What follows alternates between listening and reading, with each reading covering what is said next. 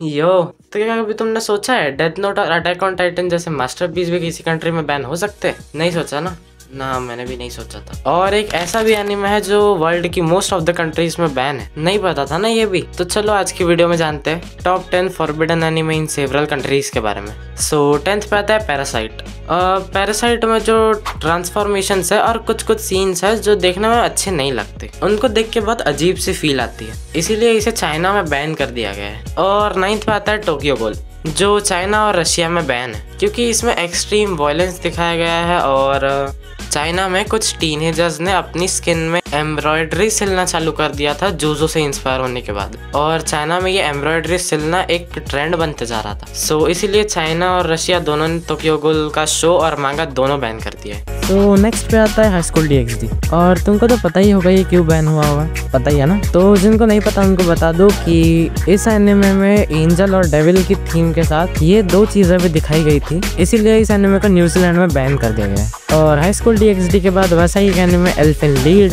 जिसको चाइना और रशिया में बैन कर दिया गया है because of it violence and nudity. तुम समझ ही गए होगे मैं क्या बोल रहा, पर मैंने ये एनिमे देखा नहीं है तो ज्यादा कुछ बोलूंगा नहीं। तो बढ़ते हैं नेक्स्ट पे। और 6th पे आता है किनिको मैन। अब ये एनिमे तो मैंने नहीं देखा, पर तुम में से कितने लोगों ने देखा है कमेंट में बता देना। पर यहाँ जो रिपोर्ट दी है उसको देख के पता चलता है कि इसमें एक कैरेक्टर था ब्रोकन JR, जिसका सूट कैरेक्टर वगैरह देख के सबको अनकंफर्टेबल फील होता था, और उस कैरेक्टर्स को गेम्स में भी इग्नोर कर दिया जाता था, और उसके टॉयज भी ज्यादा सेल नहीं हो रहे थे। इसीलिए आखिर में आके सब लोगों को पसंद ना होने की वजह से इसके जो मांगाकार थे उनको इसका डिजाइन चेंज करना पड़ा, और इसके कॉस्ट्यूम से स्वस्तिक को हटाना पड़ा। पर अभी भी ये फ्रांस में बैन ही है। उस पे एक ऐसा एनिमे आता है जिसके मेन कैरेक्टर के लाफ सुनो तो हमेशा गुज़बम्स आ ही जाते हैं। सो हाँ, मैं बात कर रहा हूँ डेथ नोट की, जिसे रशिया और चाइना इन दो कंट्रीज में बैन कर दिया गया है क्योंकि रशिया डार्क थीम को ज्यादा अप्रिशिएट नहीं करता, और चाइना के बच्चे तो बहुत तेज निकले यार। चाइना के बच्चों ने अपने टीचर्स का नाम अपनी नोटबुक में लिखना चालू कर दिया था लाइट से इंस्पायर होके, इसीलिए इसे चाइना में भी बैन कर दिया गया है। सो इस मास्टरपीस के बाद एक और मास्टरपीस आता है जिसने डाई विद अ स्माइल जैसे सॉन्ग को इंस्पायर किया है। वैसे ये एनिमे है तो एक ट्रू मास्टरपीस, पर इसमें कुछ ब्रूटल सीन्स हैं और कुछ लोगों को ये थोड़ा हॉरिफाइंग भी लगता है। तो हाँ, मैं बात कर रहा हूँ अटैक ऑन टाइटन की, और इसको भी चाइना में बैन कर दिया गया है। तो जो हमारा थर्ड एनिमे है वो हमारे इंडिया में ही बैन है। तो उसका नाम है रिकॉर्ड ऑफ रैग्नारॉक, और इसे इंडिया में इसलिए बैन किया गया था क्योंकि इसमें लॉर्ड शिवा को बहुत एब्रप्ट मैनर में दिखाया गया है, जो कि इंडियन एनिमे फैंस को पसंद नहीं आया। तो सेकंड पे एक ऐसा एनिमे आता है जब हमें पता नहीं था कि एनिमे और कार्टून डिफरेंट होता है, तब हम इसे एज अ कार्टून ही देखते थे,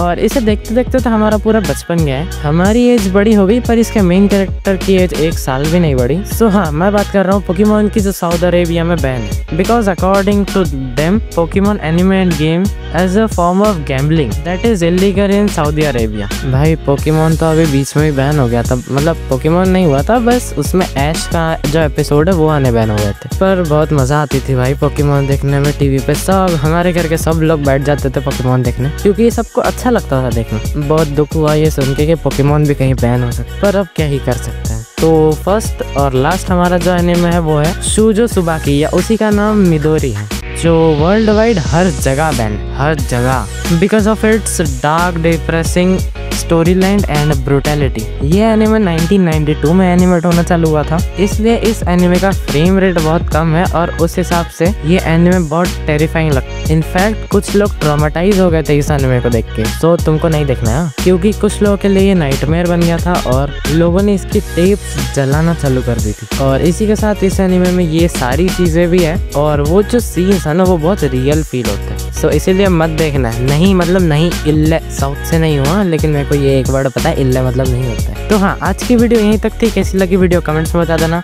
मैं मिलता हूँ आपसे नेक्स्ट वीडियो में, तब तक के लिए बाय बाय।